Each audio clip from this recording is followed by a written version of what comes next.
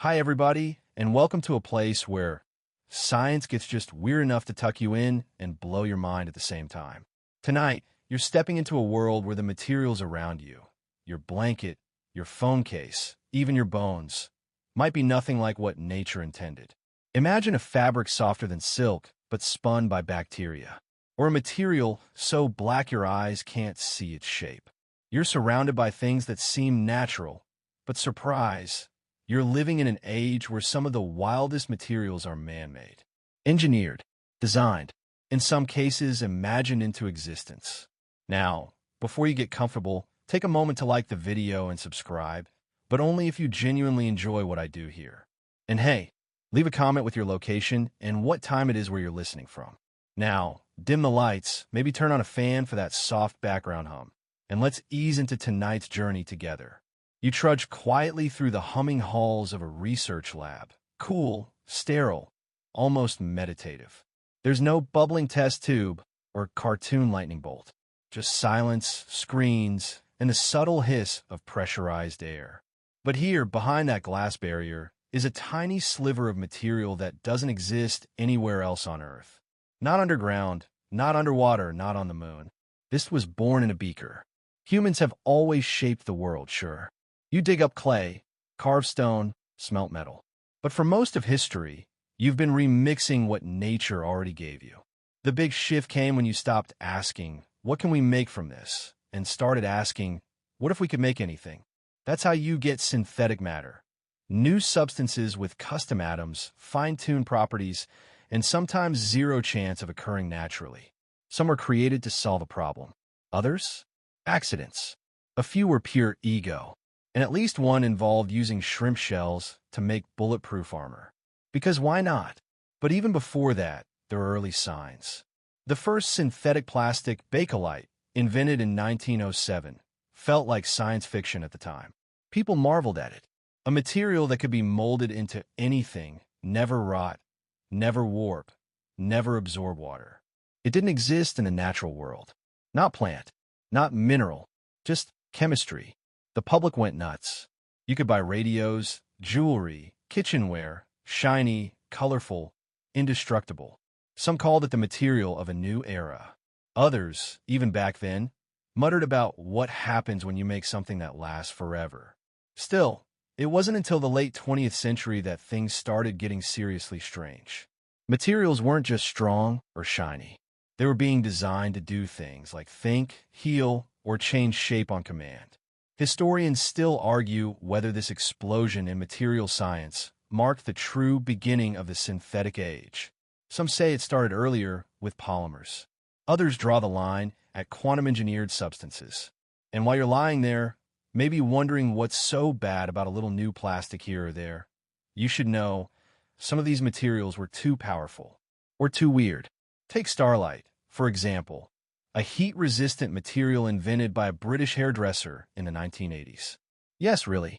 This stuff could withstand temperatures hot enough to vaporize steel. NASA wanted it. Big companies begged for it. But the inventor wouldn't sell the formula, and he took it to the grave. Historians still debate whether starlight was real or a brilliantly staged myth. Then there's the creepy side. Some materials were made to never die. Military armor that doesn't degrade for centuries.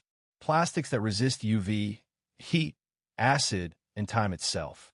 You can throw it in a volcano, and it'll shrug. And of course, you can't forget the accidental disasters. Teflon, discovered when a scientist tried to make something else entirely, and ended up with a substance nothing could stick to. Great for frying pans.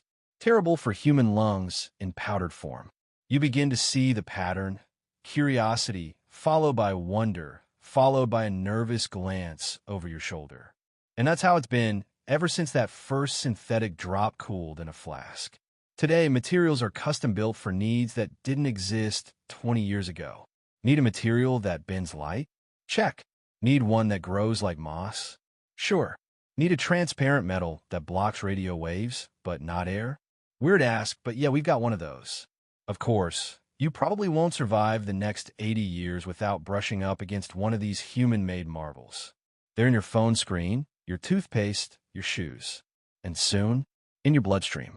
But hey, sleep tight. You lean in closer, staring at a delicate strand that looks like a single, silvery thread, barely thicker than a human hair. But don't be fooled by its softness. This is synthetic spider silk, and it's tougher than Kevlar, stronger than steel, and about as natural as a pop song in a car commercial. Now here's the twist. No spiders were involved. Not even one. The silk you're imagining was brewed in a vat using genetically modified yeast, the same kind used in bread or beer, except these little guys have a few spider genes tucked into their DNA. Feed them some sugar, give them the right conditions, and voila. They start churning out the proteins that make spider silk. You skim the surface, purify the goo, and spin it into fibers. The result? A material nature designed over millions of years, but now produced without spiders at all. Which is great, considering real spiders are a nightmare to farm. Territorial, cannibalistic, groomy. Basically, the worst livestock imaginable. But scientists couldn't resist the promise of spider silk. It's lightweight, biodegradable, stretchy, and crazy strong. Ideal for everything from medical sutures to bulletproof vests to parachutes. It even shows up in soft robotics and tissue engineering. Imagine sewing up a torn ligament with a material that your body eventually absorbs, leaving no scar, no metal, no leftovers. And yet, like everything else in this bedtime reality check, it's not just about utility. There's something poetic about it, too. You're literally weaving threads that never came from nature, but behave like they did. Historians still argue whether this counts as natural material or synthetic. After all, the proteins are identical to spider silk. But if a yeast cell makes it in a steel tank, does that still count as natural? Welcome to Philosophy, Biotech Edition. Then again, this is hardly the first time humans played Gene DJ. Back in 1973, scientists combined DNA from different species for the first time, forever blurring the line between grown and built. That paved the way for this silk and plenty of other bioengineered materials. You'll find them in synthetic skin, artificial organs, and meat that never saw a cow. Want weirder? In 2020, a team created silk that glows under UV light. Why? Partly because science is cool, and partly because glowing materials have surprising medical uses. For example, you could use silk bandages that light up to reveal signs of infection. Functional and fabulous. Of course, no new wonder material arrives without drama. There are companies today competing fiercely to own the future of synthetic silk. Patents fly. Trade secrets leak. Factories go up in places like Japan, Germany, and even Vietnam, quietly spinning webs that no spider ever dreamed of. And the race is just beginning. Some researchers want to program silk to react to your body, getting stiffer when needed, dissolving at a set temperature, even delivering medicine directly to a wound. You wouldn't just wear clothes made from this stuff. Your body might one day be made from this stuff. Still, for all its promise, there's one detail people always forget to ask. What does it feel like? You run your fingers across it, soft, smooth, like satin with a whisper of rubber. It stretches a bit before gently bouncing back. It doesn't cling to your skin like nylon. It doesn't itch. It just blends, like it's meant to be there. And that's the eerie part. You're touching a material that came from no animal, no plant, and no mineral. It came from code and cells, tweaked until the molecules behave just right. And now it's stronger than anything your ancestors ever worked with. Stronger than stone. Stronger than bronze. Stronger than the spears you threw and the swords you forged and the bones you once broke. Yet light enough to float on air. A product not of nature's whim, but human precision. You close your eyes for a second, and it hits you. You are quietly, unknowingly, already living in a world where your shirts might be spun from microbes. Your shoes might one day grow themselves. And your medical implants? They might just weave into your bones. You feel the weight of it, not heavy, but vast. A strand of silk, invisible in the dark, tying you to a future you didn't ask for. But that's already begun. You reach out toward what looks like a puff of frozen smoke. It's sitting there on a lab bench, light, pale blue, barely real. You're not sure if it's a solid or just a trick of the light. But as your finger grazes the edge, you feel a shock of confusion.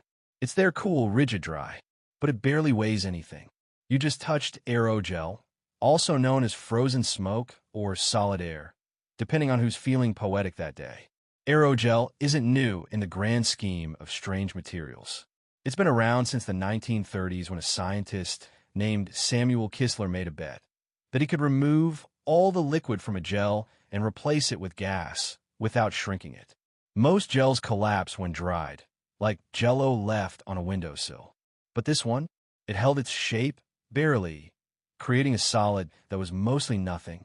Today's aerogels are made from silica, the same stuff in glass. But aerogel isn't really about what it's made of. It's about how little of it is there. It's 99.8% air. Just let that sink in for a second. It's a solid but lighter than styrofoam. You can balance a block of it on a flower. And when you hold it up to the light, it glows slightly like a chunk of sky ripped off and frozen in place. Still, this ethereal material isn't just for show. It's an incredible insulator. NASA used it to protect equipment on Mars rovers from the brutal cold. Imagine a material so effective that 1 centimeter of it can shield a flower from a blowtorch flame. Seriously, look that up sometime. It's like sci-fi magic meets kitchen science. And here's your quirky fact of the night. During testing, a cube of aerogel was dropped from a height of 6 feet and bounced like a rubber ball. That's because, despite its fragile appearance, some aerogels have incredible elasticity. It's all in the microstructure, millions of tiny air pockets strung together in a ghostly web of silica strands. Historians still argue whether aerogel counts as the first truly alien-looking substance humans made. Not because of its function, but because of its unsettling beauty. It doesn't look engineered. It looks accidental, like something you find in a comet's tail or a fairy tale. And aerogel has evolved.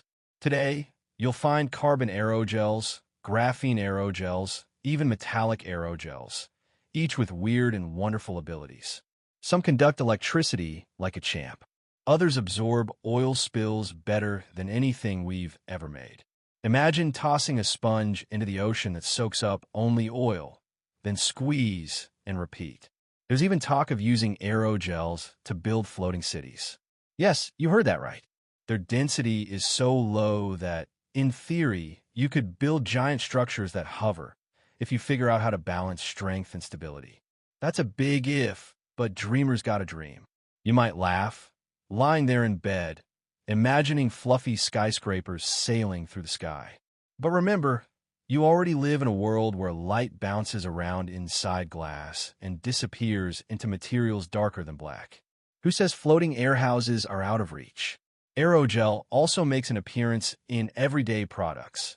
Some high-end jackets now use aerogel layers for insulation. You might one day own a coat that weighs less than your phone and keeps you warm at minus 40 degrees. Of course, nothing this dreamy comes without a price. Traditional aerogels were brittle, dusty, and expensive. Touch them too hard, and they'd crumble like a dry cookie. But newer versions are flexible, stronger, and even printable. Yes, 3D, printed solid air. Because of course that's a thing now. You might not realize it, but these fragile wonders are creeping into your world. Your fridge, your laptop cooling system, even the protective packaging around vaccines during shipment. They're hiding there, doing the hard work silently, just like the best tech always does. But there's one moment that sticks in your mind. In a museum, there's a block of aerogel on display. People walk past, glance at it, and then pause. Every time, because it looks like nothing, like a glitch in the glass, a hologram of floating absence. You see it. You don't believe it. You tap the glass and wonder what else we've made that you can't quite see. You hold a thin metal wire between your fingers, cool to the touch, unremarkable. You bend it slowly. It creaks ever so slightly, like any bit of cheap alloy. But then, something strange happens. You warm it gently with your hand, and right before your eyes, it snaps back into its original shape, as if it just remembered what it was supposed to be. No motors, no springs, just memory. Welcome to the world of shape memory alloys, sometimes lovingly called metals that remember. The most famous one? Nitinol, a nickel-titanium alloy, discovered back in the 1960s. Like so many scientific wonders, it was stumbled upon by accident. An engineer bent a sample of the metal during a meeting, and later, when heat was applied, it sprang back to shape. Cue a room full of wide-eyed silence and spilled coffee. You're dealing here with a material that can learn a shape and recall it later if you treat it just right. Bend it, twist it, crumple it, and then, with a touch of heat, it returns home, like a loyal boomerang. Historians still debate whether the true origin of nitinol's discovery was scientific genius or the kind of lab accident that happens when someone forgets their lunch on a test rig. Either way, this stuff made waves. You might be wondering, what good is a metal that plays memory games? Turns out a lot. In medicine, shape memory alloys are a quiet revolution. They're used in stents, those tiny mesh tubes that doctors insert into blood vessels. Once inside the body, the metal warms up and expands into shape, opening the artery without invasive surgery. It's like a metal flower blooming inside your veins. You also see it in braces. Yep, those slow-tightening wires on your teeth. They're made from metals that respond to the heat of your mouth, tightening ever so gently day by day. But that's just the warm and fuzzy side. This material's also flown through space. NASA uses it in satellites and spacecraft components because its ability to change shape under controlled conditions can replace complex mechanical systems. No gears, no motors, just transformation by temperature. In the military, think self-deploying structures, a flat piece of metal that curls into a support beam when heated. Tiny robotic arms that extend and retract without electronics. Doors that lock themselves during fire, then unlock as they cool. Here's a fun one. A coffee stirrer made from nitinol that straightens out when dunked in a hot liquid. You think you're just mixing sugar, and suddenly you're doing low-key thermodynamics. But even among all these smart uses, the real wonder is how the metal knows what to do. And that's where the science gets weirdly beautiful. Inside the alloy, atoms are arranged in different patterns depending on temperature. When cold, the atoms settle into a flexible structure that lets you bend it. But heat causes a rapid phase change, a silent, invisible rearrangement of atoms that snaps the whole thing back to its original crystalline form. No thoughts, no sensors, just pure atomic choreography. And yet, like everything we touch, humans are trying to take it further. Imagine shape memory polymers, plastics that do the same trick, or bio-inspired materials that remember not just shape, but timing, holding a transformation until the right moment. Some researchers are even exploring multi-memory materials. Imagine a strip of metal that remembers not just one shape, but two or three. Shape A at body temperature, shape B in hot tea, shape C in an oven. It's like giving memory lanes to a material. Still, there's skeptics. Some engineers say these materials are too finicky, too sensitive, too unpredictable for large-scale use. And they might be right. Historians still argue whether shape memory metals are destined to reshape infrastructure or just remain quirky lab toys with great YouTube demos. But you, lying there in the dark, might be thinking about something else. That little wire, uncoiling like magic. That stent, blossoming in the quiet corridors of your body. That satellite, unfolding its antenna silently above Earth. All powered by heat, by memory, by the strange cooperation of atoms that seem to want to return. And it makes you wonder what other things, like metal, quietly long to be what they once were. You're staring at it, or trying to, but your eyes keep sliding off like they've lost the ability to focus. It's sitting right there, in front of you, a shape supposedly, but your brain insists it might as well be a hole in space. A void, a trick. This is Vantablack, the blackest black ever made by humans. And it doesn't just absorb light, it absorbs your sense of what's real. Vantablack was invented in 2014 by Surrey Nanosystems in the UK. It's made of vertically aligned carbon nanotubes, tiny tubes about 3,500 times smaller than a human hair. When light hits this forest of nanotubes, it doesn't bounce off like it would with regular surfaces. Instead, the photons fall in and never come out.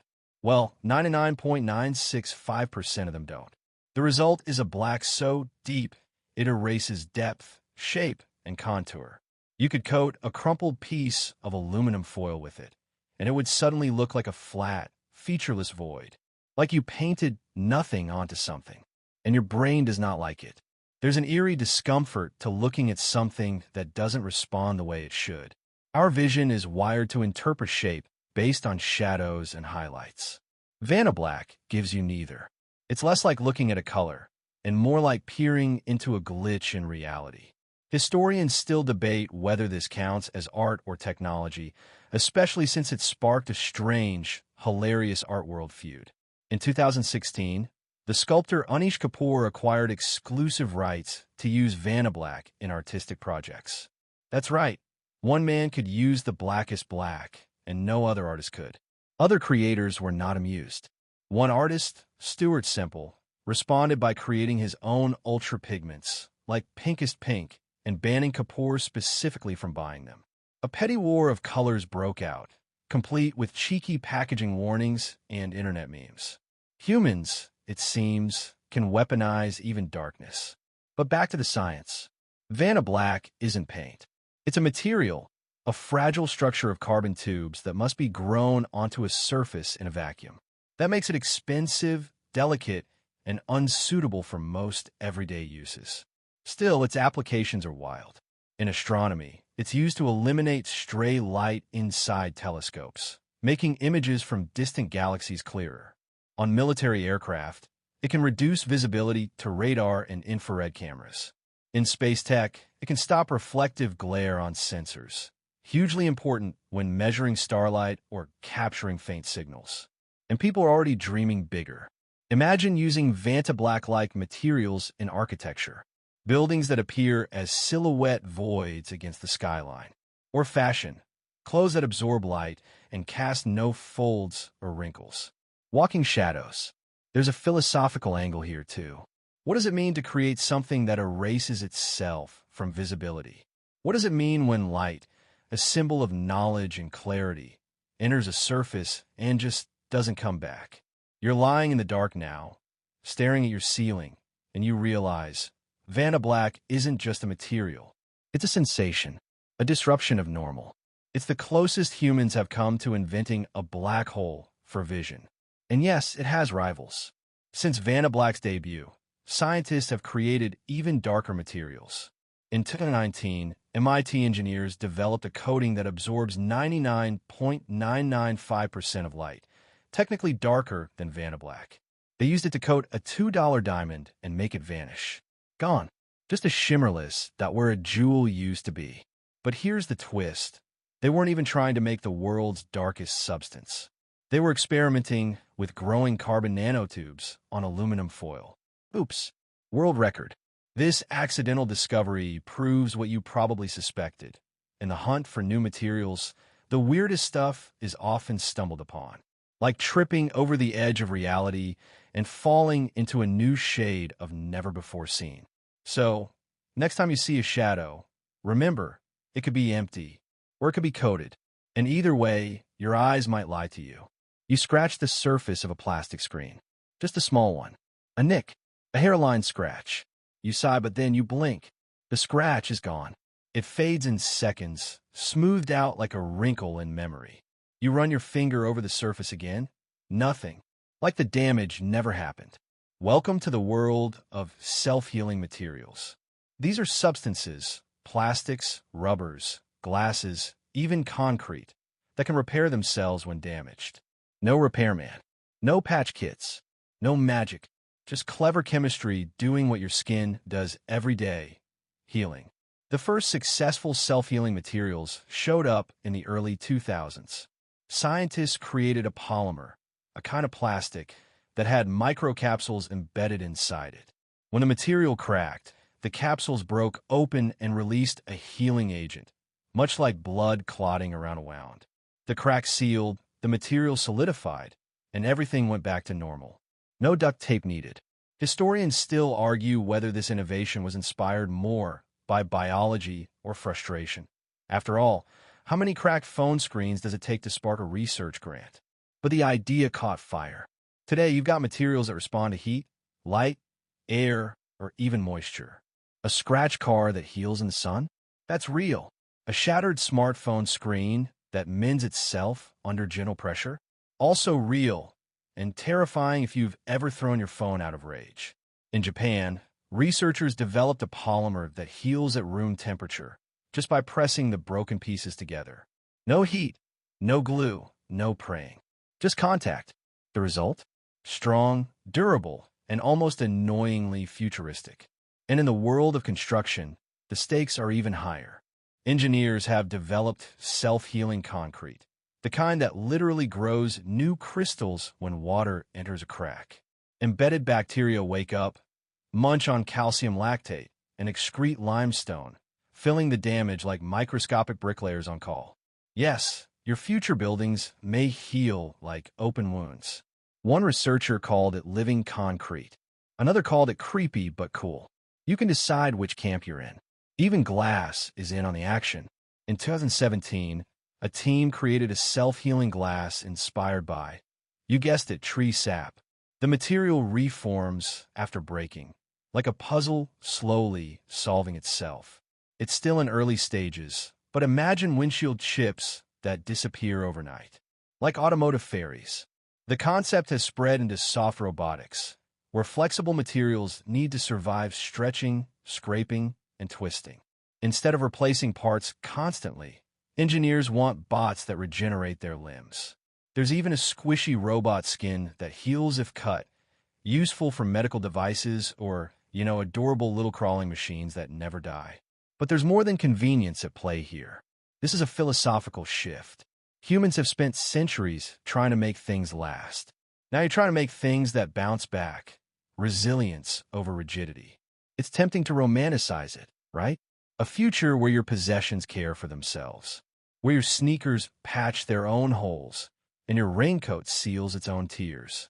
Where the objects you own aren't static, they're alive in a way. Still, the technology isn't perfect. Self-healing materials are often slower, more expensive, or less strong than traditional ones. And some of them, they only heal once, like a one-time use superpower. So researchers are pushing further, developing multi-heal materials that recover over and over. One team even created a polymer that heals faster each time it breaks, as if it learns, like some kind of synthetic muscle memory. And here's your quirky tidbit. There's a lab that accidentally discovered a healing polymer by leaving 2 pieces of plastic in contact overnight and forgetting about them. In the morning, they were one piece again. The lead researcher called it the happiest accident of my career. But maybe the most poetic example comes from an art museum. A designer built a sculpture of cracked glass panels held together by a self-healing resin.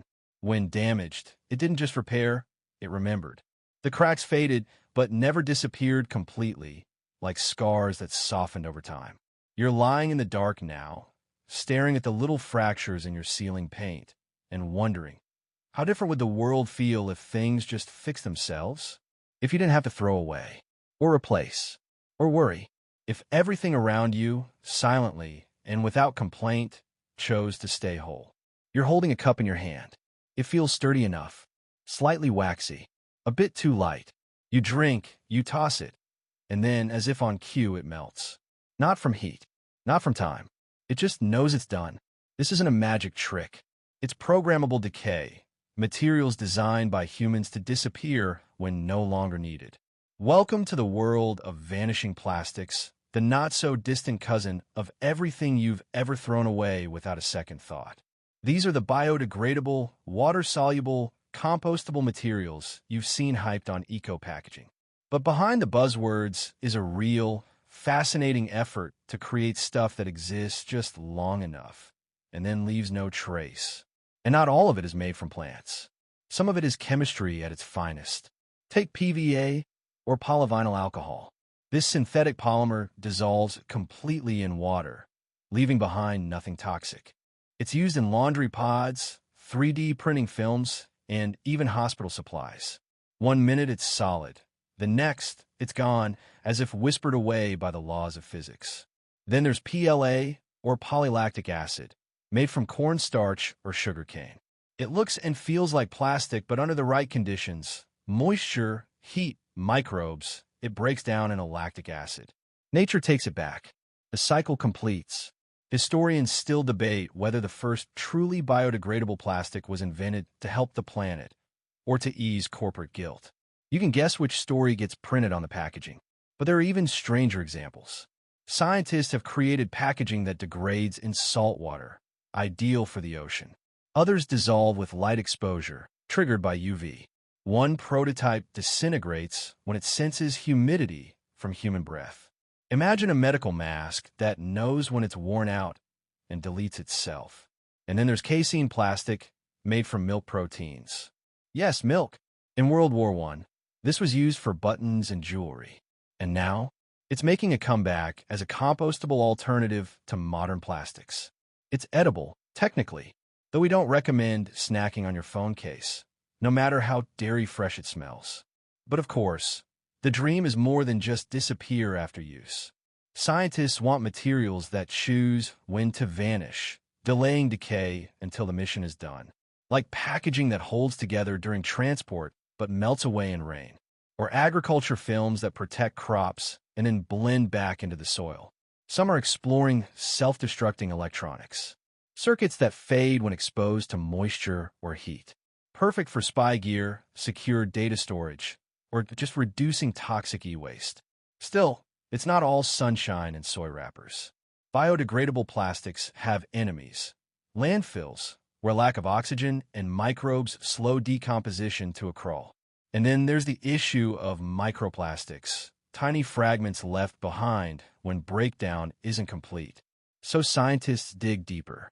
One group engineered plastic-eating enzymes, tiny molecular scissors that slice up polymers into harmless goo. Another found a species of waxworm that munches polyethylene like candy. Researchers don't know exactly how, but the worm's gut bacteria might hold the key. Quirky tidbit. The worm was discovered chewing holes in a plastic shopping bag by a beekeeper. Because of course it was. And if all that sounds like a feel-good ending, here's a sleepy little downer. Even biodegradable plastics, if produced at massive scale, still use land, water, and energy. Some crops used for bioplastics displace food production. You fix one problem and risk creating another. Historians still argue whether the future lies in perfect recycling or planned decay. Should we reuse everything forever, or build a world that gently disappears behind us? You roll over in bed, thinking of your drawer full of single-use stuff. Straws, wrappers, spoons from forgotten takeout orders. You imagine them fading, folding in on themselves, returning to the earth without fanfare. Not tossed, not buried, just done. Maybe one day, nothing you touch will be permanent. Everything will serve its purpose, then step quietly out of the way. Just like your cup. You run your thumb along the smooth edge of a diamond. It's flawless, sparkling, cold. You lift it to the light, and that's when the truth hits you. It wasn't mined. It was made. This is a lab-grown diamond, atom for atom, identical to one born deep in Earth's crust over billions of years. Same structure, same hardness, same sparkle. The only difference? This one came from a machine, and it took about a week. Welcome to the strange, shiny world of synthetic diamonds, where carbon is coaxed into crystal with heat, pressure, and a very modern sense of impatience. Diamonds, as you know them, form about 150 kilometers below the Earth's surface. The pressure down there? Unbelievable. The temperature? Basically a magma jacuzzi. Over millions of years, carbon atoms link up in a precise, repeating lattice, a structure so strong, it gives diamond its legendary hardness. But around the mid-20th century, scientists found a way to speed that up. Using machines that mimic the planet's deep pressures and temperatures, they could grow diamonds in days or weeks. The first successful artificial diamond was made in 1954 by General Electric. It was tiny, yellow, ugly, but it was a diamond, and it changed everything. Historians still argue whether this counts as a true invention or just an accelerated imitation of nature. But there's no debate over what happened next. Synthetic diamonds went industrial. These diamonds are perfect for cutting tools, drills, semiconductors, even quantum computing. They're so hard they can slice through steel, so pure they can hold a quantum bit. And now, they're showing up on fingers, ears, and Instagram feeds, dazzling just like the real thing. Or rather, they're the real thing, just not dug up. Cue the drama. The natural diamond industry, one of the most powerful, secretive, and glitter-covered sectors on Earth, did not take kindly to this development. The idea that people might wear diamonds not formed in ancient volcanic violence, but in a glowing lab? Blasphemy. Sacrilege. Bad for business. So they fought back. For years, lab-grown diamonds were branded as fake or synthetic. Never mind the chemistry was identical. It was about romance. Story. Legacy. You don't propose with a rock from a microwave. But science kept marching. Today, there are two main ways to grow diamonds in a lab. First, high-pressure, high-temperature, HPHD, which recreates Earth-like conditions in a chamber that hums with monstrous force. Second, the sci-fi sounding chemical vapor deposition, CVD, where carbon gas is zapped with microwaves until it rains diamond atoms onto a wafer. Yes, diamond rain. Your bedtime just got flashier. These methods produce stones nearly indistinguishable from natural diamonds. So much so that jewelers now use special machines to tell them apart. Not because they're worse, just different. And get this, scientists are tweaking lab diamonds to do what natural ones never could. Some glow under UV light.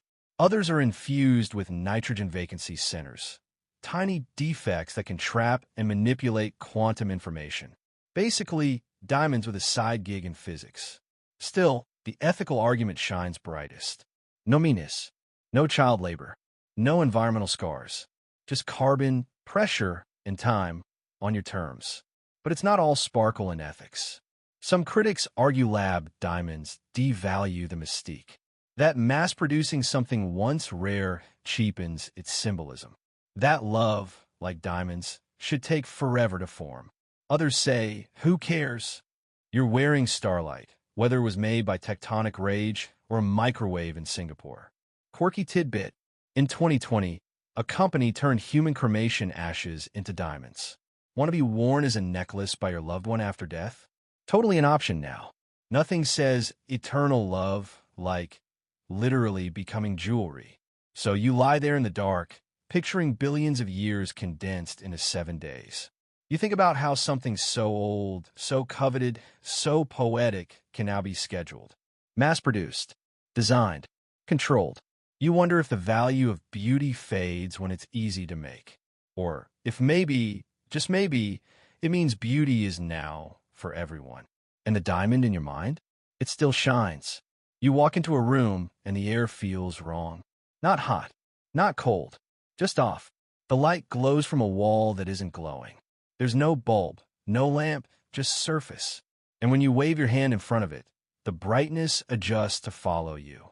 You're standing next to smart glass, transparent material that listens, responds, and sometimes thinks. This isn't science fiction anymore. This is glass that changes depending on what you need it to do.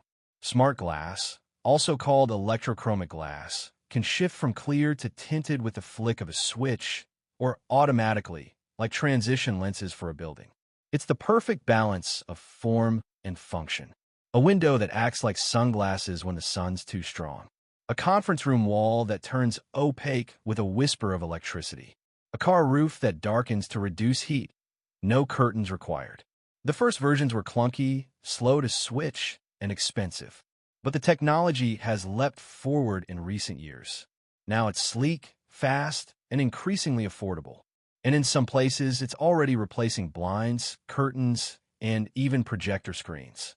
Historians still argue whether the idea for smart glass began in the 1960s with research into light-sensitive materials, or if it truly exploded when someone, tired of pulling down shades in a skyscraper, said, "What if the window just did it itself?" Here's how it works. Inside the glass are layers of materials, tiny films only a few microns thick. When voltage is applied, ions move between these layers, changing the way the glass interacts with light. The glass darkens, reflects, or becomes opaque, like magic, but make it ionic. Some versions use liquid crystals instead. Others are based on thermochromic tech, changing with temperature rather than electricity. But they all do the same thing. They adapt. Instantly. Silently. And now, they're getting even weirder. In 2021, researchers created smart glass that stores solar energy during the day and glows faintly at night, like windows with memories, or walls that remember sunlight. Architects are in love. Smart glass lets them design open, bright buildings without worrying about glare or heat. No more balancing beauty against function. You get the skyline and the shade. Interior designers adore it too. Your bedroom wall? It could be transparent during the day, then shift into a dimmed privacy panel as night falls. No need for blinds that collect dust or pull cords that never work properly. But there's more. Some smart glass includes embedded sensors, reading temperature, humidity, even air quality. Others can act as touch screens, turning your kitchen window into a digital hub. Weather reports, recipe scrolls, incoming calls, all on a glass pane above your sink. And the military? Oh, they're always watching. Literally. Some smart windows now include electromagnetic shielding, making them resistant to certain forms of spying or electronic interference. Stealth mode for your home. Of course, no new material escapes scrutiny. Critics raise concerns about privacy, energy consumption, and lifespan. What happens when your high-tech window glitches and turns pitch black during a sunny brunch? What if the software updates at the wrong time? Still, the dream persists. Imagine smart cities with glass that adapts in sync. Windows across a skyline, subtly shifting together as the day moves. A building that wakes up with you, adjusts to your mood, and winds down when you do. Or imagine wearable glass. Smart contact lenses that adapt to light, show augmented displays, or even monitor your health. That's not tomorrow. That's being tested today. And here's your quirky tidbit. One prototype smart glass was made to blush, turning slightly pink in response to warmth. The scientists called it emotional architecture. Others called it weirdly adorable. You lie back now, thinking about how something as ancient as glass, melted sand shaped by fire, could become this responsive, sentient skin of our world. A material that doesn't just protect or divide. It thinks, it feels, it responds to you. And somewhere out there, a pane of glass is quietly deciding whether to let the light in. You press your hand against a surface that looks like polished concrete. Solid, unmoving, cold. And then it flexes. Not a lot, just enough to make you pause. It doesn't crack, doesn't break. It bends, like it's considering your presence, like it's alive. This is metamaterial, a human-made structure that doesn't just have properties, it has impossible properties. Metamaterials are designed not by changing the material itself, but by engineering its structure at a microscopic or even nanoscopic scale. By arranging repeating patterns, tiny geometric shapes, carefully spaced, you can make a solid block of something behave in ways that nature never intended. And what kinds of things exactly? Well, how about bending light backward? That's right. Some metamaterials have a negative refractive index, meaning they can force light to curve the wrong way. It's not just a mirror. It's a detour through physics. This was first demonstrated in the early 2000s, and ever since, scientists have been inching closer to what sounds like science fiction, an invisibility cloak. Not like Harry Potter, exactly, but materials that can guide light around objects, essentially hiding them from view. No light bouncing back to your eyes, no object appearing in your field of vision. Historians still argue whether this is the future of stealth technology or just a really expensive way to prank your cat. But metamaterials don't stop at hiding things. They can filter sound, making acoustic shields that silence certain frequencies while letting others through.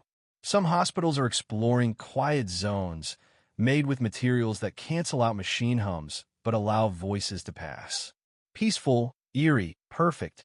There are metamaterials that absorb energy, protecting against earthquakes by redirecting seismic waves around buildings. Structures that trap heat. others that cool by radiating warmth directly into space. No electricity required. And get this, scientists have made mechanical metamaterials that twist when you press on them or grow taller when you squeeze them. These are called auxetics, and they behave like the opposite of what you expect. Push one way, and it moves another. Tug one side, and it expands everywhere. It's like pulling on dough and getting a balloon. Why would anyone want a material that does that? Well, think of body armor that hardens instantly upon impact, or car crumple zones that react precisely to force and direction, or shoes that adjust their stiffness depending on how you walk. One team even made a metamaterial that behaves like it has a memory.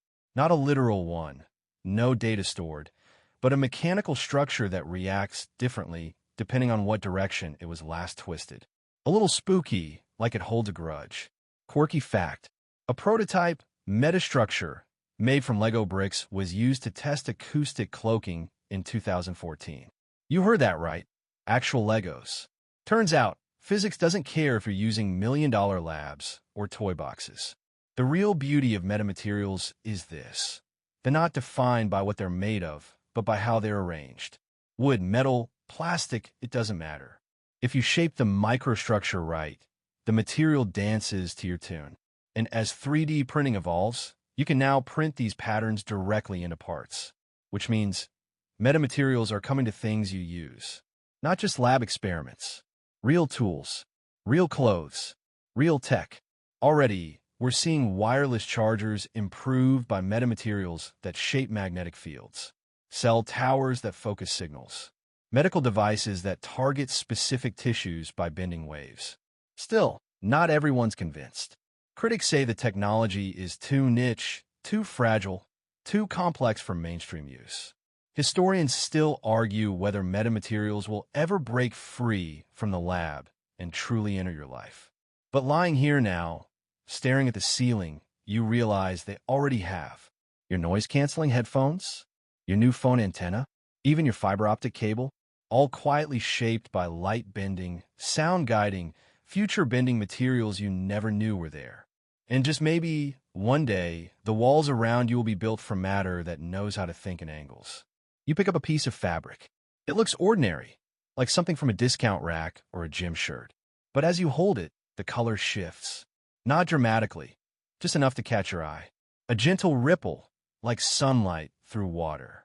Then you feel it warm up, only slightly. No wires, no battery, just touch in response. You've just met a smart fabric, textile tech woven with possibility. This is the realm of electronic textiles, or e-textiles, materials that blur the line between clothing and machine, fashion and function. A jacket that charges your phone, socks that monitor your blood pressure, gloves that transmit gestures. All real, all wearable. At the heart of it is conductive thread, metallic fibers spun into something soft, washable, stretchable. The earliest versions used silver or copper threads that could carry a small current. Now, we've got graphene-coated yarns, liquid metal inks, and carbon nanotube weaves that can sense, flex, and communicate. Historians still argue whether the birth of smart fabric came from military tech or wearable art. Truth is, both pushed it forward. Soldiers needed uniforms that monitored vitals. Designers wanted dresses that lit up with movement. So they made both. One of the earliest smart fabric projects was MIT's wearable motherboard in the 1990s. It was a shirt with embedded sensors to monitor heart rate and temperature, made for battlefield medics. Not flashy, just life-saving. Today, the stakes and the flair are higher. You've got yoga pants that track your posture and give haptic feedback, running shirts that measure hydration, even baby onesies that monitor breathing and alert parents via Bluetooth. And it's not just fitness. Smart fabrics are now being used in physical therapy, helping patients relearn movement by tracking joint angles and muscle tension. In sports, professional athletes wear training suits that gather performance data in real time, improving form, preventing injury. But wait, it gets weirder. Researchers have created fabrics that store data. One team developed a textile that encodes binary patterns using the twist of fibers. You could literally weave information into your clothes, scarf as memory stick. Another lab built a shirt that acts as a keyboard. You tap your sleeve, and it controls your music. A swipe changes the volume. A double tap sends a text. No buttons, just soft, interactive cloth. And yes, there's fashion. Dresses that change color based on mood, temperature, or even pollution levels. Jackets that light up to music. Even shoes that track your path and display glowing animations with each step. Quirky tidbit. In 2016, someone knitted a Wi-Fi detecting hat. It lit up more brightly when the signal was strong. Was it fashionable? Not really, but worked. There are even solar-powered textiles, woven with tiny flexible solar panels. Lay your hoodie in the sun and charge your devices. Or imagine tents that power themselves. Curtains that run your lights. A literal power suit. Still, it's not all smooth weaving. Critics point out that many smart fabrics aren't durable. Electronics hate water, and clothes live in washing machines. While some e-textiles are washable, many lose function over time. Battery life, flexibility, and cost are still big challenges. Historians still argue whether smart fabrics will become the next big revolution or just stay luxury novelties. Will your socks really need Bluetooth? Will your shirt actually benefit from being programmable? You roll over in bed and imagine a future where clothing isn't just expression, but interface.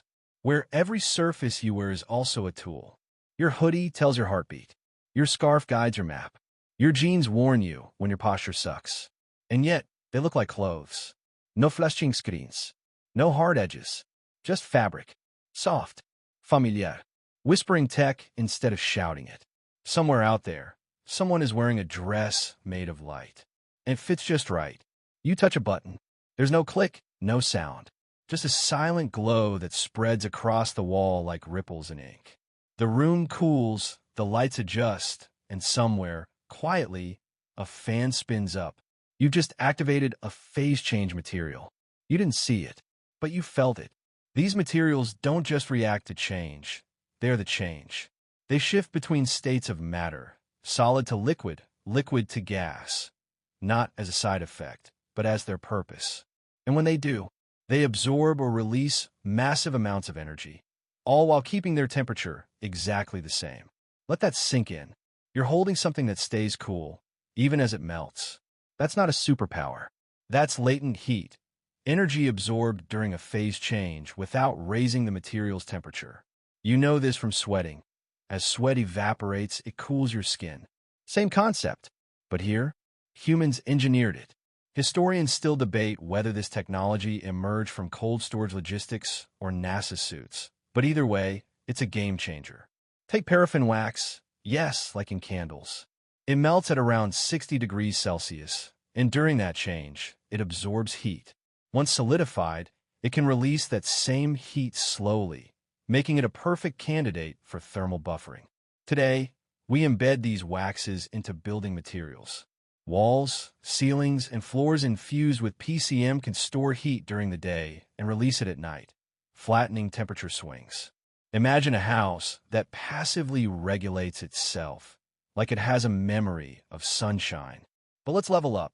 Some companies are developing climate-adaptive clothing using PCMs. Think jackets that absorb body heat during exertion and release warmth during rest. No batteries, no circuits, just temperature-responsive insulation.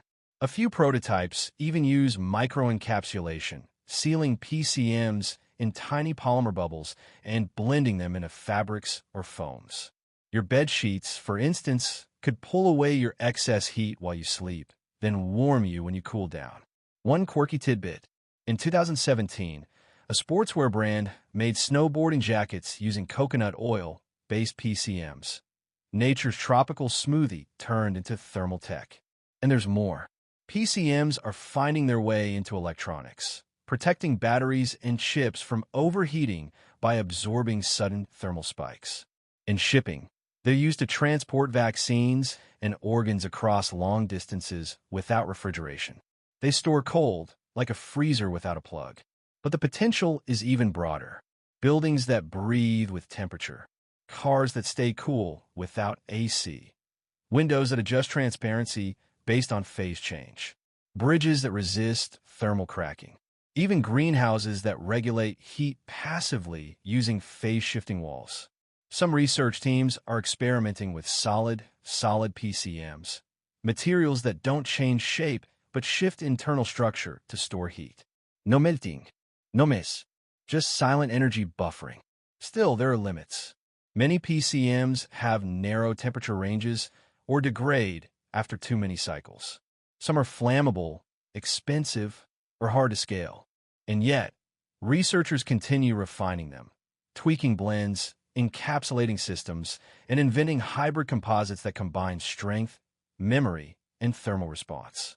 Historians still argue whether PCMs will be the backbone of passive sustainability or just a clever add-on to green design. But for now, they're quietly doing the work. And you, lying in your bed, wrapped in layers of smart cotton and memory foam pillows, you might already be surrounded by them. Maybe your mattress is storing warmth from your skin. Maybe your blanket is absorbing the heat you're too tired to notice. There's something poetic about it. A material that doesn't fight temperature, but flows with it. A quiet dance of molecules rearranging themselves, not to resist the world, but to balance it. You exhale, your breath warm in the cool air. And maybe, just maybe, your room breathes back. You're sipping water through a straw. It tastes fine, normal, refreshing. But what you don't know is that this straw, simple, unassuming, is made from something utterly bizarre. It's not plastic, not metal, not even biodegradable plant fiber. It's edible. And more than that, it's programmed to vanish after a few hours. It's part of a growing class of transient materials, engineered to serve a short-term function and then cease to exist. Not biodegrade, not recycle, just disappear. This is the cutting edge of temporary matter. Materials that vanish on command, designed to leave zero trace. And it's not just for straws. There are electronics that melt in water, sensors that break down in your bloodstream, medical implants that dissolve after healing a wound, no surgery required. Historians still argue whether the idea was sparked by battlefield medicine or spycraft. Both are likely. After all, what's more useful than a tracking device that vanishes after its mission is done? The most famous early example? A small circuit developed in 2012 that dissolved completely in warm salt water within minutes. It was made of silk, magnesium, and silicon, materials your body can absorb safely, like technology that knows when it's no longer needed. Since then, transient tech has exploded. You've got biodegradable RFID tags, transient batteries, and even disappearing medical patches that deliver drugs, then vanish into the skin like they were never there. One quirky tidbit: scientists created a camera sensor that melts when exposed to a drop of water. It's like James Bond meets compost bin. And these materials aren't just disappearing, they're timed. Some are triggered by light, others by heat, enzymes, or electrical signals. A surgical implant, for example, might dissolve exactly 72 hours after insertion. Not too soon, not too late, like a self-aware assistant, bowing out quietly. In space tech, engineers are designing satellite components made from transient materials that vaporize upon re-entry, leaving no orbital debris behind. A clean exit, a cosmic whisper. And in consumer goods, startups are producing single-use items, like packaging, utensils, and hygiene products, that vanish after use. One company makes soap-based wrappers for food. You unwrap it and wash your hand with the wrapper. But the frontier is even wilder. Scientists have developed shape-shifting materials that first do their job, locking into position, supporting a structure, storing a signal, and then, when triggered, change shape or dissolve. Some are made with DNA-based polymers, programmed at the molecular level to fall apart under certain chemical conditions. Think about that. A material that holds its identity until told to stop existing. Still, it's not without challenge. Transient materials often struggle with strength, cost, and reliability. Making something that works and vanishes is like building a sandcastle that has to support a car before returning to dust.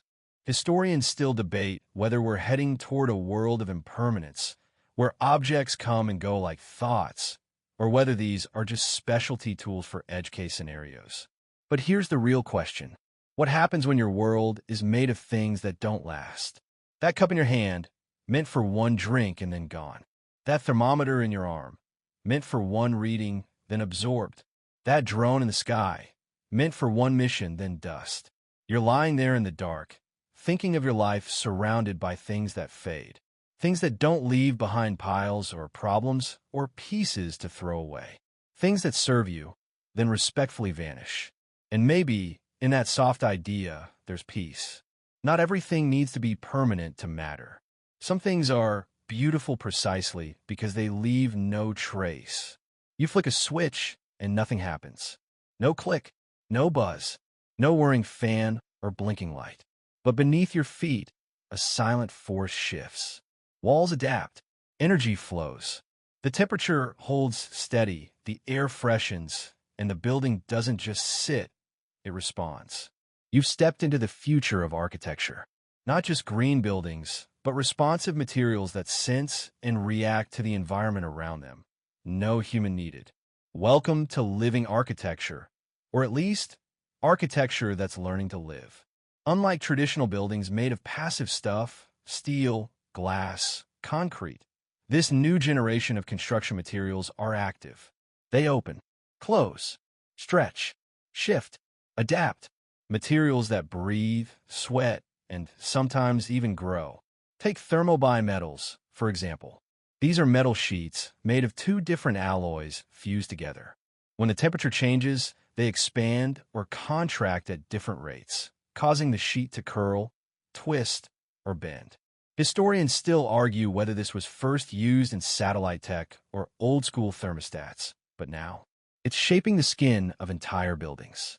Imagine a facade that opens like flower petals in sunlight to ventilate and cool the interior, then closes in cooler air to trap warmth.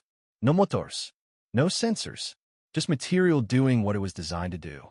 Or how about hydrogel bricks that swell with moisture, creating breathable pores in walls? When the air dries, they shrink again, like lungs in sync with the atmosphere. There's even research into fungus-based insulation. Mycelium structures that grow into form are fire-resistant, naturally insulating and compostable at end of life. One startup is making furniture from fungus, and another, whole building blocks. Quirky tidbit. In 2019, a team at the University of Colorado created a living concrete, a mix of sand, bacteria, and gelatin that could literally regenerate if broken. It also changes color depending on its microbial state, like a wall with moods. And speaking of moods, some windows are now being made with electroresponsive films that tint automatically not just to sunlight, but also to interior temperature, as if the house itself is balancing your comfort behind the scenes. Even roads are getting smarter. Researchers are testing materials that harvest mechanical energy from the pressure of your tires, turning every drive into a trickle of electricity. Others use embedded sensors to monitor for cracks, ice, or overload, and report it before it breaks. But we're not stopping at response. We're moving toward growth. Some experimental architecture is exploring bio-integrated materials, walls that support plant life as part of their structure. Not just pots nailed to brick. Actual walls that nourish, drain, and support ecosystems, with bioreactive coatings that filter air or soak up carbon. Others are using kinetic materials, structures that change shape when walked on, shifting their load-bearing profile in real time, like a bridge that adjusts to each step. Still, responsive architecture isn't perfect. It faces challenges like weathering, cost, and durability. Critics argue that complexity may introduce more failure points. Others fear overdependence on systems that are too smart for their own good. Historians still argue whether the true future of architecture lies in high-tech intelligence or in ancient wisdom, like passive ventilation, clay cooling, or building underground. But here's the truth. We've always wanted our buildings to do more. To shelter, to breathe, to be aware. And now they're beginning to do just that. You roll over under your sheets, the temperature perfect, the air just right. Maybe your house isn't alive yet, but someday soon, Your walls will know when you're home. Not in a creepy tech surveillance way. In a gentle, material kind of way. A world where your shelter doesn't just stand there, but understands you. Follows the sun with you. Closes its eyes at night. Breathes quietly through the storm. You smile in the dark. Let the house tuck you in. You hold out your hand, and a piece of nothing rests in your palm. It's lighter than air, softer than a feather, and for a second you're not sure it's even real. But it is. It's aerogel, sometimes called frozen smoke. And it's one of the strangest, most ethereal materials humans have ever made. Technically, it's a gel where the liquid has been replaced with gas, leaving behind an ultralight, porous structure that's 95 to 99% empty space. It's so sparse that if you were small enough, you could walk through it like a sponge forest made of air. And yet, despite being barely there, it's incredibly strong for its weight. It can support thousands of times its own mass. And it's one of the best insulators ever created. In fact, a block of aerogel can sit directly on a flame, and the top surface will remain cool enough to touch. This is why it's been used on spacecraft, like NASA's Stardust mission, which used aerogel to catch particles from a comet without damaging them. Quirky tidbit: the aerogel used in that mission was so delicate that researchers had to design a way to scoop cosmic dust particles into it without shattering the material. Think butterfly landing on a spider web at light speed. But let's bring it back down to Earth. Aerogels are made by removing the liquid component of a gel very, very gently, usually using supercritical drying to avoid collapsing the structure. What's left is a bizarre hybrid: solid framework, gassy guts, and a texture somewhere between styrofoam and static cling. You might think something that ghostly would be useless. Far from it. Aerogels are used in oil spill cleanup. Their sponge-like structure soaks up oil while repelling water. They're in thermal blankets for firefighters, lightweight armor, and even drug delivery systems that slowly release medication into the body. And they're getting even weirder. Scientists are now creating transparent aerogels for potential window insulation. Imagine seeing through a pane that insulates better than triple glazing, without any visible structure. Others are building aerogel coatings for extreme environments: Arctic clothing, underwater robotics, and even Mars habitat insulation. One type of silica aerogel traps infrared radiation like a greenhouse and might someday warm future Martian buildings just by sitting in sunlight. Historians still argue whether aerogel is more of a scientific flex than a mainstream material. It's delicate, hard to mass-produce, and tends to crumble under stress. But newer versions use graphene, carbon nanotubes, or flexible polymers, giving birth to a new generation of aerogels that bend, stretch, and bounce back. That's right, bouncy air.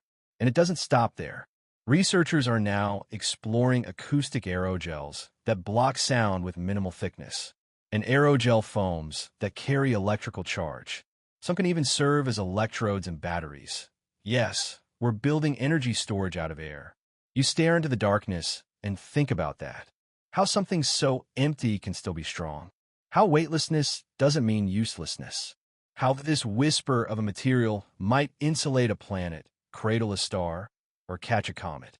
How far we've come from bricks and bones. In a world defined by mass, we've found power in nothing. Silence. Emptiness. Ghost structures that do the work quietly. And as your breath slows, you imagine a house made of aerogel. Floating walls. Light-trapping ceilings. A room that barely exists, but keeps you warm anyway. The perfect shelter from everything. And now, as the night settles over your room, your body tucked into the folds of quiet fabric, your mind floats back through everything you've wandered through tonight. Materials that heal, that bend, that vanish, that remember. Things born not in volcanoes or oceans, but in labs, in code, in curiosity. You've journeyed through fibers and foams, stones that sparkle on command, and walls that know when to breathe. You've touched the surface of invisibility, stepped lightly on shape-shifting floors, and wrapped yourself in warmth made of air. You've glimpsed a future made not of permanence, but of intention. Not forever, but just long enough. The world you've seen tonight isn't waiting to happen. It's already taking shape. Quietly, softly. Inside materials too small to see, too thin to hold, too smart to stay the same. You don't need to remember every name or molecule. Just remember the feeling. That the stuff of tomorrow isn't hard or cold. It's soft, invisible, thoughtful, light. And just like this moment now, held in stillness, weightless in the dark, it was made by human hands for a human world. So close your eyes. Let the walls hold your warmth, the air hush your thoughts, and the night wrap around you like programmable silk. Sleep well. You're living in the future already.